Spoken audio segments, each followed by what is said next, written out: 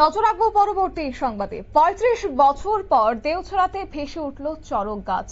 অবশ্য এই চড়ক গাছ ভেসে ওঠাকে কেন্দ্র করে একটা এলাকা জুড়ে চাঞ্চল্য ছড়িয়েছে উত্তর জেলার দেওছড়া এলাকায়। হঠাৎ করেই পুকুরে ভেসে উঠেছে এই চড়ক গাছটি।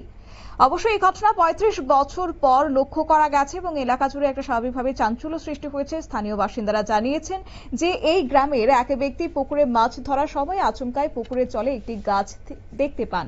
পরবর্তীতে গাছটিতে টান দিয়ে দেখতে পান যে বহু পুরাতন চড়ক গাছটি জলের উপরে ভেসে ওঠে। প্রসঙ্গত উল্লেখ্য, প্রায় ৩৫ বছর আগে দেওছড়া গ্রামে শেষবারের মতো চড়ক পুজোর আয়োজন করা হয়েছিল। তারপর থেকে আর চড়ক পুজো পালন করা হয়নি এই এলাকায়। তবে আজ হঠাৎ করে এই গাছ ভেসে ওঠায় অনেকেই একে অলৌকিক ঘটনা বলে মনে করছেন, তবে কেউ কেউ আবার এটিকে ঈশ্বরের ইচ্ছে হিসেবেও ব্যাখ্যা করছেন। যাই হোক, কি রয়েছে বিস্তারিত বিষয় শুনুন। ৩৫-৪০ বছর পরে পূজা দেওয়ার মানসিকতা আমরা নিছি, সিদ্ধান্ত নিছি।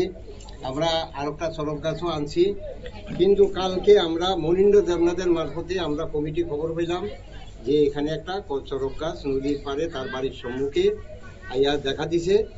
তখন আমরা ভক্তদেরকে লইয়া আইনা পানের বাটা এবং তাদের সম্মান করে বাজনা লইয়া আইয়া ইয়া করছি। এখন আমরা কমিটি সিদ্ধান্ত নিছি এবং ভক্তরা সহ সিদ্ধান্ত নিছি আমরা এই বাবারে নিয়ে আমরা সেখানে এই গাছেরও পূজা করব এবং পূজা করব।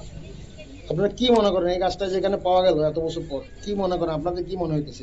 আমরা তো মনে করি একটা অলৌকিক ঘটনা, এটা এই বাস্তবে কোনোদিনই এরকম ঘটছে না বা পাইছি না। আমরা এই বয়সে যে আমার ৭৩ বছর চলে এরকম ঘটনা কোনোদিনই দেখছি না বা শুনছি না।